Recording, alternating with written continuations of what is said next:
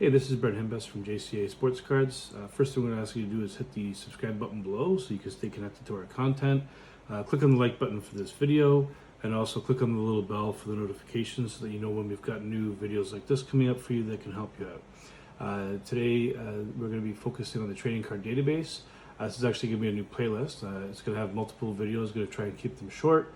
We're going to cover how to create an account, how to track your collection, how to do trades, and everything else that's important on this website. And we're going to start doing this right now. Hello, this is episode number 2 for the trading card database series. In episode number 1, we showed you how to set up an account and how to go over certain website fundamentals, like all the various different types of updates that you can do at the very bottom of the screen here. What I wanted to get into in the video number 2 here is how to start setting up a collection. Now keep in mind, after you've created an account from scratch, your collection in here will be absolutely nothing. So you'll basically just see reports. You might even see, I think you'll see the word your collection. You might even see collection, but I don't think you even see that. I think you'll just see your collection, a bit of a space, and then this report section down here. And I'm not even entirely sure if all the reports are available down here until you start entering your collection in. It's been a while since I looked at it, but regardless, it doesn't really matter. Point being, we're going to do 2 things today. So we're going to add some cards to a collection. And in order to do that, to show you in this video, I'm actually going to delete some cards first so that I can add them back. So I guess we're going to cover 2 topics: delete cards and add cards. So I'll come back and show you how we do the update, obviously, afterwards. So first I'll do a delete. So let's just assume you wanted to delete, in this case, a whole set of cards. So I've got here my 1990 Bowman baseball cards I bought as a kid. This is the complete set. It's missing only one card, this card, that I actually had signed by John Cerruti when I was a kid. I don't think the card itself, signed, has a tremendous amount of value, but it has a lot of sentimental value. I did a pitching camp as a kid where John Cerruti came and actually broke down our mechanics and actually got me pitching a lot better. Not that it ever did me any good. I never ended up playing baseball, but he was a nice guy. Signed the autograph, taught me how to throw a curveball really well. So, anyways, so that's what we're going to get into here. And there's something special we can do with this card here to keep track of the autograph. So I'll show you that as well. So let's just go ahead and delete the set first. So we're going to go into my baseball in this case, sets. We can scroll down, and this is my 1990 Bowman set here. So we'll just click on that. You'll see it's got 528 cards out of 528 cards, and that's another confirmation there. 528 cards, so we can confirm it's the same set, and also by the images and on the screen here, as well as on the card. It's pretty obvious. All right, so what we're going to do here is go to add update. We're going to choose an action, and I'm going to remove all cards from collection. It wants to know if I'm sure I want to do that. I'm quite certain. And now I don't own this set anymore, according to this website. So I've got 0 to 528 cards, 0%, no dollars, no cards, nada. All right. Let's go back into the collection here at the beginning. You'll see the prices. My collection has dropped by next to nothing because these Bowman cards aren't worth very much, even though they're 31 years old. This box, 31 or 32. I can't do the math because the card sets are always different. So we're in 2021 cards now, so 31 years. So 31 years ago, these cards were made, and maybe the box was worth $150. So you can get a card in a new. The 2021 sets, like a variation card that's worth way more than this whole entire box at 31 years old. Anyway, that's what happens in the if card companies start severely overprinting cards. All right, now we'll go into add. So assuming that your collection here is completely bare, all you have to do is click on the add update button, pick the sport that you want to enter, in this case baseball. You can enter by team. Some people click just teams. Their favorite team or their favorite 2 or 3 teams. So you could click on teams here, so you could go through and start updating all the different years that you own for player cards from each of those teams. Some people only collect certain players, so same thing. I'm a set guy, right? So that's what where I go predominantly. We're gonna go to 1990 because that's the year of the box, and then right at the very top here, just because it's alphabetical, 1990 Bowman. Okay, so now we're right back into this box again that we just finished deleting. So, bunch of options actually. Yes, let's go with the first one. So add update. So obviously option one is that you go through card by card, checking off the cards that you have in the set. So this is a good option, obviously, if you've got not a complete set. Like if I had 500 out of these 528 cards, I'd probably add the whole damn box and then just delete 28. The way you delete cards is you just click on the button and click remove, and that's going to remove those cards that we just added in. Right. So if you had 500 out of 528, be faster to do it that way than clicking 500 times.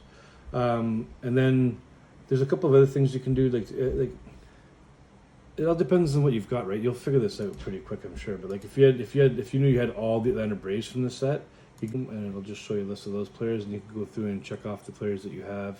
Then you can go look at the Cincinnati Reds, boop, and then there's all the players there, and then you can go through and check those off. If you are going to do like I'm going to do, which is in this case, add the entire box, then all we have to do is go to choose an action. And we've got all these wonderful options in here that we've started looking at already. In this case, I'm going to do add all cards to your collection without error or variance. Now, I have not gone through every card in this box to see if any have errors or variances or not, but I'll just assume that they're not. I would rather just assume that they're not than pull all those cards out and risk dinging them up, because they're still in pretty much perfect order. Like I've had this box my whole life now, pretty much almost since I was 10. And you can see the cards. I don't know if you can see that very well, if that's represented very well on the screen. But those cards, there's not one ding corner. These cards are all like it's still in mint condition. Box is cracked though, so I can't sell it as an open box. And then my John Cerruti card is in excellent condition because I've been holding this since I was a kid, for obvious reasons. Anyways, so that's the without variance. So I'm gonna click on that, click OK, and bada bing, bada boom. I got 528 cards sitting in my collection here, valued at $138.13 if I sold them all individually at these prices. And these prices aren't probably all that unrealistic. They're not high, like I said before, but they're not worth pennies. If you were to sell a whole set of these cards, you'd probably sell them for like half that price, right? That's kind of seems to be the rule of thumb. Whatever the price is that you can sell each card for, if you bust that in half, that's what you could sell a whole set for. So it's not really worthwhile collecting whole sets and then selling them. You're better off just buying certain cards that you think have long-term value and then selling them off if you're just looking to invest. But if you're just like me and you just like to complete sets, you know, it is what it is. It's a curse. Now, before I jump into what I'm going to do with this John Cerruti card, one thing to keep in mind is, like, let's say you had 500 out of these 528 cards, then of course you could just do that, what I just did, select the whole set, and then just remove the 28 that you don't have, and that's faster than entering 500 in. All right, John Cerruti. Boom. So this is card number 507. Whoop. Super slow, or not super slow, super close up. So we're gonna go to 507 here, which is John Cerruti, worth a whole 20 cents. And what I want to do with this one is I want to go in and edit my details. I'm going to say this one is, I'm not going to actually put the condition in, I can't tell, it's hard to tell. It's never been graded, there's no grader, but it is autographed, yep. And I'm just going to say on card autograph, card auto,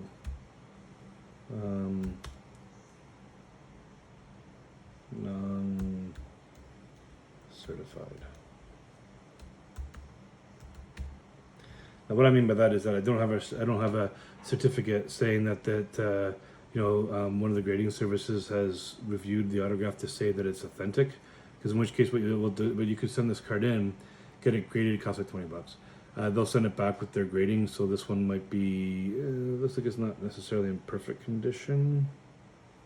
So probably it's well centered, it's got good coloring, it's not worn in the middle, the edges don't appear to be frayed, and the back is well centered, and it's got a little tiny bit of fraying on this one side. I'd say they come back and probably say this is like a 7 or an 8 probably. I'm just guessing. It's always a little lower than you think. So in my head, I'm looking at thinking like it's an 8. Probably comes back as a 7. So it would come back graded as a 7. They would also grade the authenticity of the autograph because they've got that on their files. They've got just about every player's autograph on file, so they send that back.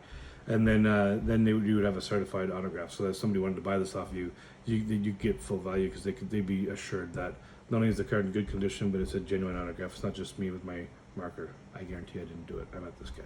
Anyway. So that's what I want to put in there for that. If I was to get it graded, obviously then I could go in here and say, yep, it's been graded. It was graded by BGS, which is Beckett. The other big one is PSG. Oh, sorry, PSA. There's a bunch of other ones listed here I haven't even heard of, but those are the only two. BGS and PSA are the only two that I'm aware of that are really kind of recognized. Although at some point somebody from one of these other services will probably grab me by the neck and tell me that they are.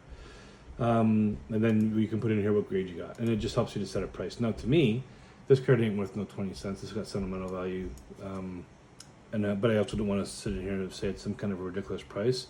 I'd say it's worth $10. I wouldn't sell it for $10. I wouldn't part with it for probably anything at this point. It's got more sentimental value than the damn card's worth with the autograph on it. But let's just say it's worth maybe $10 with the autograph on. Who knows? All right, so now we can see that it's got some additional information on this card. It says autograph auto, non-certified. So that's just helps you keep track of that stuff. So if people are asking about your cards, you can get that information. If we go back to the set, I think we want to go to collection summary, add update. There we go. Jump back up to 507 again. And now here you'll see it's got the John Cerruti card here. Toronto Blue Jays, and with the little note here saying AU, saying that's autographed. Okay, so that's that. That's how to update the set. Showed you how to delete a set. Basically, I also showed you how to remove some cards, and I think that's it. I think in the interest of keeping these videos like nice and tidy, I'm gonna wrap this one up here. The next video will be on how to. I'll show you here basically really roughly. I'm not going to do it, but I'll just show you what we're going to do. So you can, this is a bad example because I've got this full set. So let's just jump over to the collection here for real quick. I'll just do this super fast. Baseball sets. 1992 I predict's a good example because I only got a couple cards left in this one. So you can see here I got 787 out of 800 cards. I'll pop up here in a second. So I'm looking to collect the last 13 cards of this box, right? So you can create want list. So this is all cards. Halves is these cards here. This is all the cards that I've checked off for the cards that I've collected over the years. Don't have is literally just a list of all the cards you don't have, including all the variations that you couldn't possibly care less about. And then you can go to the wants. So these are the cards that I've specifically identified that I want to complete this set. So you see, I only need actually 7 to complete the main numbered set. If we go back to those don't haves, you'll see here there's a few Ted Williams, some non-numbered cards.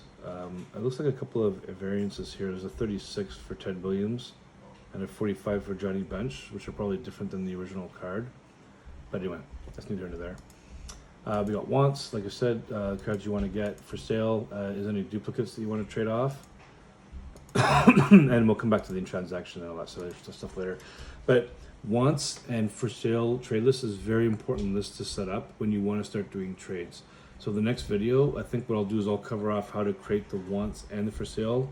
And then the one after that, we'll probably do the how to set up trades, okay? There's going to be a bunch of videos in this series. Trying to keep them all super short. So we'll wrap this one up here. See you in the next one.